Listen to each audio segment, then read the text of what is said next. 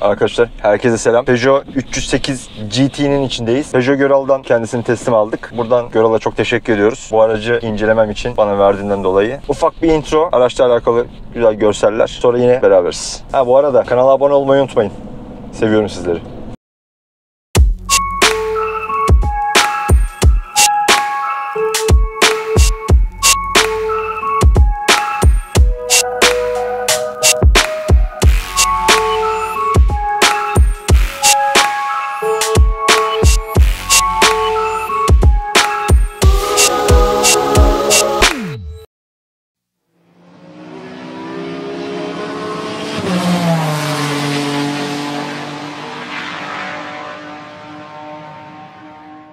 Yağmurlu bir Ankara. Havayı severim ama çekim günleri ne yazık ki arabamız leş gibi oluyor. Yapacak bir şey yok. Biraz şanssızlık. Umarım otobanda test ederken herhangi bir tehlikeli durumla karşı karşıya kalmayız hava yüzünden. Şimdi içinde bulunduğumuz araç Peugeot 308'in T9 kasadan sonra çıkardığı, yani ikinci kasasından sonra çıkardığı üçüncü kasası. Bu kasada birçok yine motor seçeneği var ama ülkemize 1.2 3 silindir 130 beygirlik versiyonu geliyor. Araçta EAT8 yani 8 ileri tork konvertörlü bir şanzıman var. Vites geçişleri T9 kasaya göre sanki biraz daha böyle iyi gibi, yani daha seri gibi. Belki bir yazılım güncellemesi yapılmıştır vites geçişleri için. Belki ara hızlanmalar için dişli oranlarıyla oynamışlardır. Aynı motoru Peugeot 408'de de yine kullandı. Peugeot 208'de de var aynısı. Hatta Citroen grubu da biliyorsunuz kullanıyor. Güç ve performans incelemelerine geçmeden aracın genel itibariyle bir detaylarını anlatacağım sizlere. Aracın içinden başlamak istiyorum. 412 litre bagaj hacmi var. Bir önceki kasa göre biraz düşmüş ama 400 litre ve üstü bence yeterli. Hani 400 litrenin altına indiği zaman biraz uzun yolculuklarda 4 kişilik ailelerde sıkıntı yaratabiliyor ama 3 kişilik ailelerde 400 litre ve üstü. Peugeot 408 incelememizi izleyenler hatırlayacaktır. Ön göğsün yapısı komple kanal şeklinde, havalandırmaları birleştirdiler. 3 boyutlu kadrana geçti. İsterseniz kapatabiliyorsunuz 3 boyutlu. 2 boyutlu olarak kullanabiliyorsunuz ama ben 3 boyutlu olarak seviyorum. Şöyle baktığınız zaman açıları değişiyor. 10 inçlik bir ekran koydular. iCockpit zaten komple yenilendi. Bir de iToggle'ımız var aşağıda ekranın altında. Orta konsol, yani vitesin olduğu, start stop ve sürüş modlarının olduğu, hatta elektronik park freninin olduğu orta konsol gayet güzel duruyor. Hemen onun yanında sürgülü bir kapakçığımız var. Sürgümüz açtıktan sonra 2 tane bardak tutucu geliyor. Bunu alırken bardak tutucunun içerisine yerleştirilen bir ekipmanla gözlük koyma yeri, cep telefonu koyma yeri şeklinde faydalanabiliyorsunuz. Yani şunun yapısını değiştirebiliyorsunuz. Biraz buhar olduk sanki. Birazcık kısalım şöyle. Yine navigasyonumuzu açalım. Şimdi iCockpit'in yenilendiğini söylemiştik. 10 inçlik bir ekran dedik. Hızlı çalışan bir sistem. Bu sistem üzerinden ve iToggle denilen alt ekrandaki tuşları entegre edebiliyorsunuz. Örnek işte şu an ne var? Telefon, medya, radyo, koltuklar vesaire. Bunları diyorsunuz ki ben koltuğu buraya alayım, navigasyon koyayım yana. Telefonu ben kullanmıyorum bu iToggle üzerinden. Onu oraya koyuyorsunuz, bunu buraya koyuyorsunuz. Ayarlayabiliyorsunuz, ayarlamalar yapabiliyorsunuz hızlı geçişler için. Hemen onun altında yer alan mekanik tuş takımı var. Havalandırma ayarı, ön cam rezistansı, arka cam rezistansı, dörtlü vesaire vesaire. Bunları ayarlar mekanik tuş olarak koymuşlar. Klima panelini iCockpit'in içine gömmüşler. Yani ben biliyorsunuz klima panelini, mekanik tuşu seviyorum ama ne yazık ki artık buna yönelmiş Peugeot. Bu arada aracımızda şerit takip ve adaptif kruz var. Sistem o kadar güzel çalışıyor ki yarı otonom bir araç kullanıyormuşsunuz gibi. Şu an direksiyon tutmamı istedi. Tuttum, bıraktım. Şöyle bir orta şeride geçelim. Bakalım ne kadar götürebiliyor. Yani çizgilerimiz çok silik. Şu an okuyabiliyor mu? Okudu. Ben hiç müdahale etmiyorum. Kendi müdahale ediyor zaten. Ortalayıp ortalayamaması benim için önemli. Yani yağmurlu hava, şeritler silik. Bence gayet güzel ortalıyor. Şerit takip çok güzel çalıştı. Tamam, tuttum. Direksiyon tuttum. Korkma. 3 boyutlu göstergeye gelmek istiyorum. Hazır içinden devam ediyorken. Sinyal kolunun şuradaki tuşla iCockpit'ten ayarladığımız widget'ları bu göstergeye koyabiliyoruz. Şöyle. Yani ben en çok ortada navigasyon olanı seviyorum. Şöyle yapalım. Birçok gösterge var zaten. Gösterge 3 boyutlu ama dediğim gibi bazı insanlar da mide bulantısı yapabiliyormuş. Bunun için menüden 2 boyutluya çevirebiliyorsunuz ama ben 3 boyutlu göstergeyi çok seviyorum. Aracın aynasının üzerinde, cam üzerinde bulunan kameradan ve navigasyon üzerinden entegre çalışan bir sistemle tabela okuma özelliği gelmiş. Tabela okuma özelliğinde okuduğu hızı sizin 3 boyutlu ekranınıza yansıtarak sizin gitmeniz gereken hızı ve limitlerini size belirtiyor.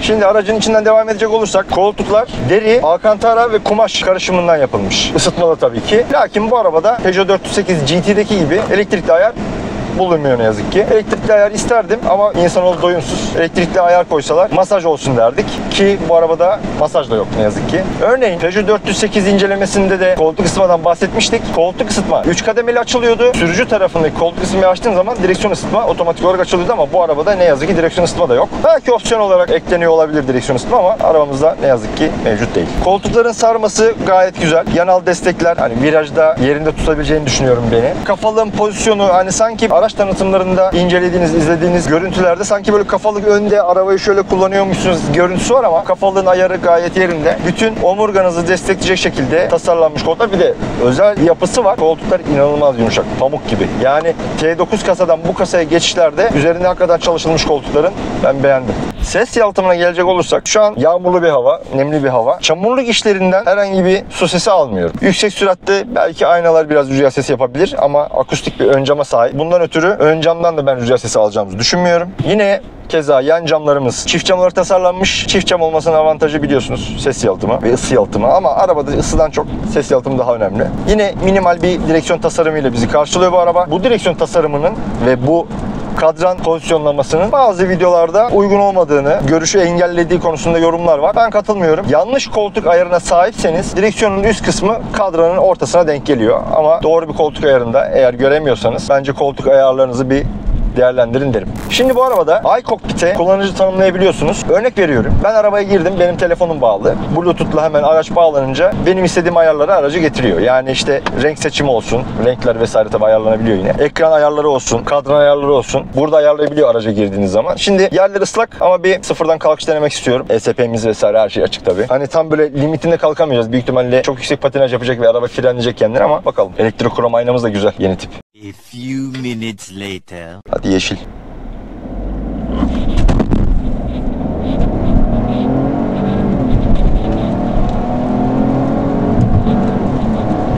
ESP güzel çalışıyor.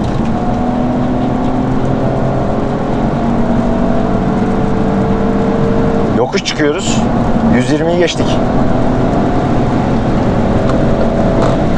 408'i güzel götüren bu 130 beygirlik 1.2-3 silindirli motor bu arabayı hakikaten uçuruyor yani.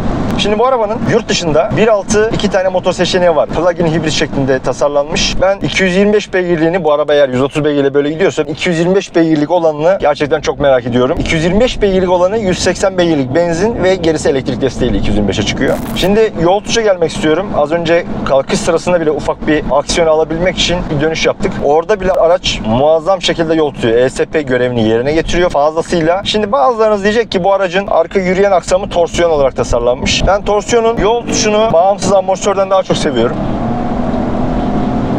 Bakalım.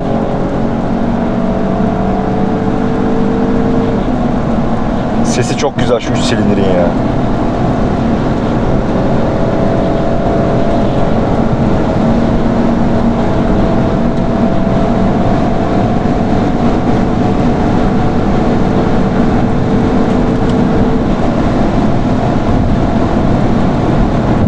%60'la giderken bile şerit takip müdahale ediyor direksiyona.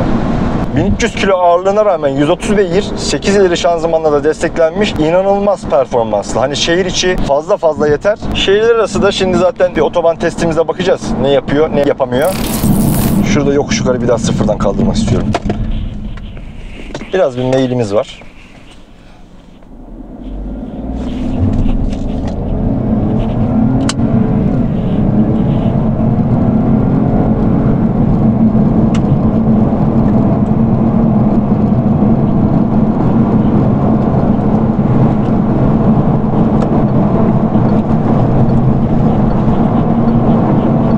Yani yokuş çıkıyoruz. Hemen 130. A few minutes later.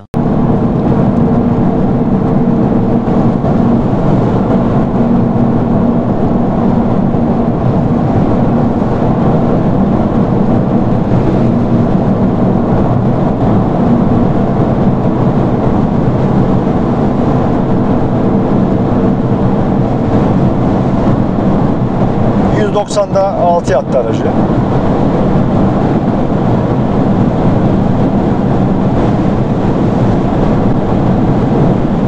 Hava yağmurlu. Şu an 210'uz. Viraja giriyoruz.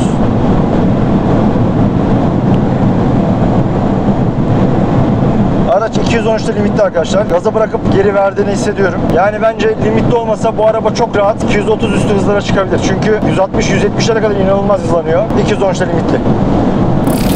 İçeriden devam edelim.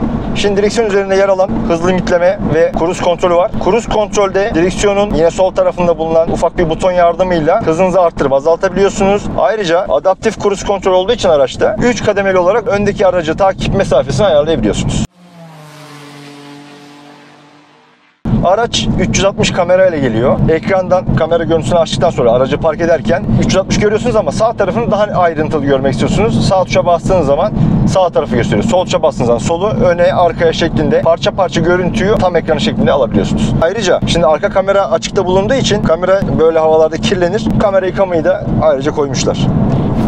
8 ileri tork konvertörlü şanzımanı manuel olarak kumanda edebiliyorsunuz. Sizin aracı kullanma şeklinize göre vites değiştiriyor olabilir ama diyorsanız ki ya ben burada bu kadar yüksek devir gitmek istemiyorum, direksiyondan vitesi büyütüp düşürebiliyorsunuz. Aracın içinde anlatacak onlarca detay var. Bazıları bu arabalarda GT paketleri fokal ses sistemine giriyor. Bizim aracımızda mevcut değil ama bu ses sistemi bile muazzam bir dinleti elde ediyor. Böyle gümbür gümbür bir hi-fi gibi koltuk altı basslar falan öyle bir durum yok ama gayet tatminkar.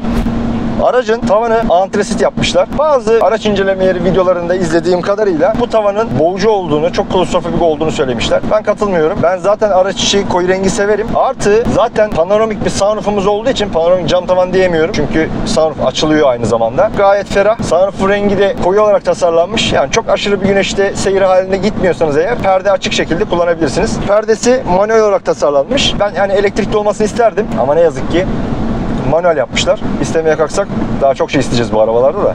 Aracın zaten ses yalıtımı muazzam. Bunun üstüne araçtan gelecek ufak tefek tıkırtıları engellemek için torpidon içi, flok kaplı, kapı gözlerin içi, ben Haloflex diyeceğim, Haloflex kaplı zemini. Hani koyduğunuz materyaller tıkır tıkır şıkır şıkır ses yapmaz ama bunun içi safi plastik.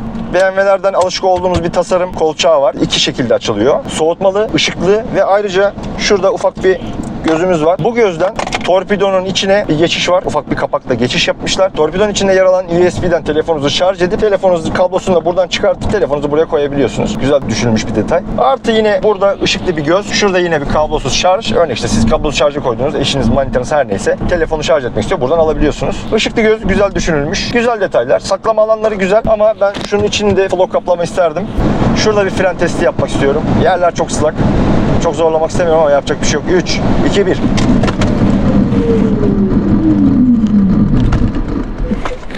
Vah!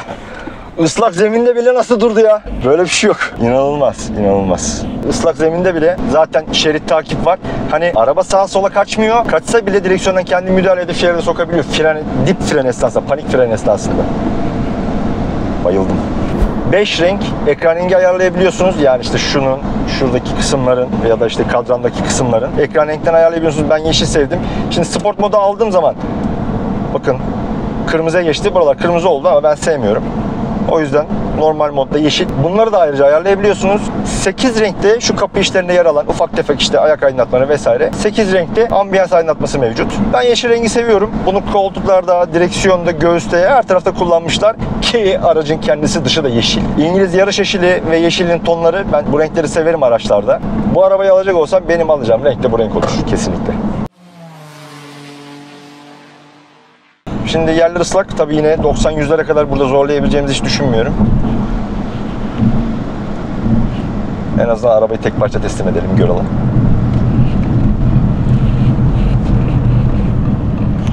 Evet, biraz kafadan kayma yapıyor. Yerler ıslak olduğu için. Ama dengeli gaz koordinasyonuyla şu an kayıyoruz. Çok edepli kayıyor araba. Yani viraj içi gazı bıraktığınız zaman zaten ağırlık merkezi öne geldiği için kafadan kayma yapıyor. Gazı dengeleyerek virajı döndüğünüz zaman eşit vaziyette kaydırarak kontrollü şekilde aracı döndürebiliyorsunuz. Amaç kaydırmak değil tabii. Yol tutuşunu test etmek ama yine 80 üzeri bir hızla girdik. Yerlerimiz ıslak olmasına rağmen ben dönüşlerini beğendim. Bence Peugeot'un artık bütün modellerinde standart olarak sunması gereken ufak ama benim çok takıldığım bir detay var. Dokunmatik aydınlatma. Bu araçta var. Gayet muhteşem çalışıyor. Sezgisel. Ekran kapasitif olarak, yani sizin parmak basıncınızı algılayarak çalışıyor. Rezistif değil ama çok hassas. Ekran geçişleri hızlı. Parmağınızın sıcaklığını algılayarak çalışmıyor. Eldivenle kullanmaya bu sayede uygun. Rezistif ekranlarda eldivenle kullanamayabiliyorsunuz. Ama bu ekran kapasitif olduğu için kışın kalın bir eldivenle çok rahat kullanabilirsiniz. Kör nokta uyarı sistemimiz mevcut aynaların ucunda. Peugeot 408'de olduğu gibi bunda da 75 metreye kadar arkanızdan, arka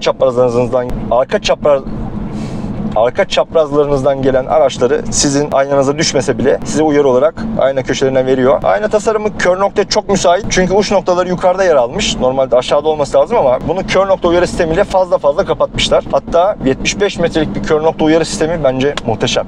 17 santimlik bir arka diz mesafesi var. Ben 1.76 boyundayım. Benim boyumdaki bir direksiyon koltuk ayarında arkada çok rahat yine 1.80'lik bir insan oturabilir. Dizleri koltuğa değmez. Baş yüksekliği de keza aynı şekilde. Yine 1.80-1.90'a kadar boyu olan bir insanın baş yüksekliğinden hiçbir sıkıntı çekmeyeceğine eminim. Onun üstü belki biraz sıkıntı yaratabilir.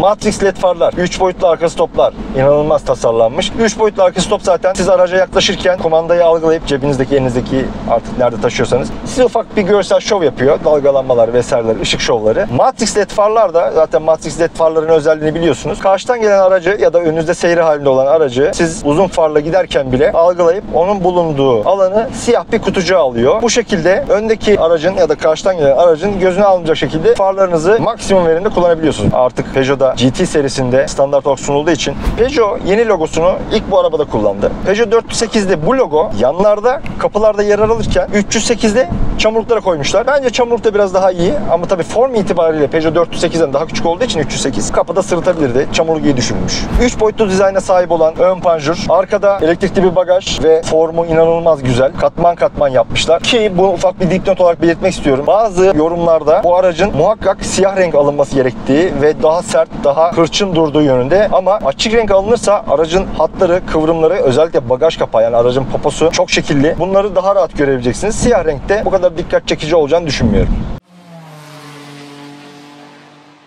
18 inç jantlar ve 40 profil lastikle geliyor bu araç. Konfor yönünden süspansiyon ve jant lastik kombinasyonu beni şu ana kadar hiç rahatsız etmedi. Belki çok bozuk yollarda biraz böyle bir salınımı fazla olabilir ama bu araçta bu kombinle bence hem sürüş performansı hem konforu optimize etmişler. Biliyorsunuz konfor istiyorsanız sürüş dinamiklerinden feragat ediyorsunuz. Sürüş deneyimi istiyorsanız konfordan feragat ediyorsunuz. Bu iş böyle. Ama bu araçta çok iyi dengelemişler. Ben memnun kaldım. Spor moda aldığınızda gaz tepkisi bir kere sertleşiyor. Yani direksiyonun sertleştiği yönünde yorumlar var. Şöyle.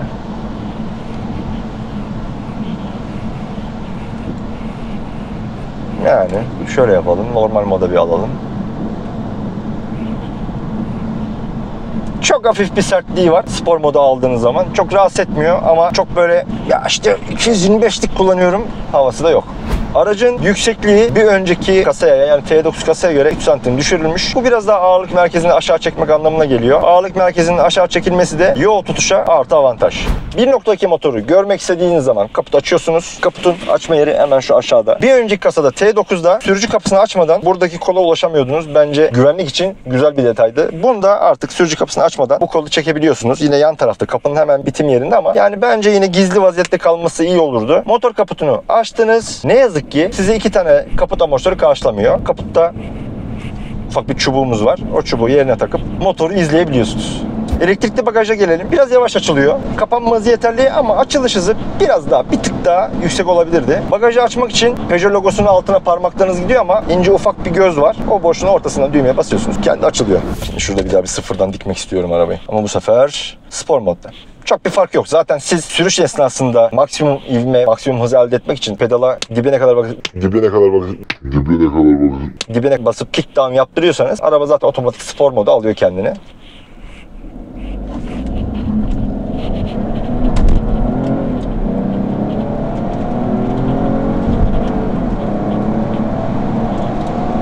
...90-100. Fena gidiyor ya. Performansını çok beğendim. Yine şu benim sevdiğim renk yeşile bir dönelim ya. Yeşil. İşin özü. Ya araba yeşil olsun da ne olursa olsun benim için. Ya ben bu arada sıfırdan kalkmalara doyamadım bu araçta ya. İçeride hemen SOS butonumuz var. Üst tarafında da sesli yardım aynı şekilde keza.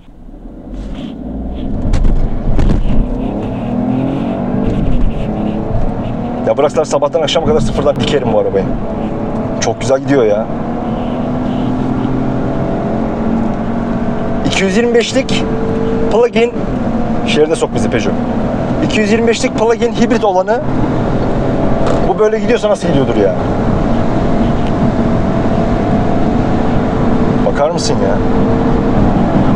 Bu nedir ya? Frenler de muazzam ısırıyor ki az önce otobanda testini yaptık. İçeride yine piyano bilek detaylar bizi karşılıyor. Havalandırmanın içi, arası, kadranın araları, havalandırma menfezlerinin yanları. İyi ki şurada kullanmamışlar. Buranın mat alüminyum tasarlanmış olması piyano bilekteki oluşabilecek parmak izlerinin burada önüne geçmiş durumda. Piyano bilek güzel bir detay ama ben araç içi ve araç dışı, hatta araçta kullanılmasını önermiyorum. Hem çabuk çiziliyor, hem çok tozu belli ediyor, hem de dokunduğunuz zaman mesela şuralar piyano bilek komple parmak izi. iCockpit'inden elektrikli bagajına kadar ben elimden geldiğince bu aracı size anlatmaya çalıştım. Buradan Peugeot Güral'a çok teşekkür ediyoruz. Bir sonraki videoda görüşürüz. Videoyu beğenmeyi, aklınıza takılanları yorumlara yazmayı, hatta düşüncelerinizi de unutmayın. Hoşça kalın.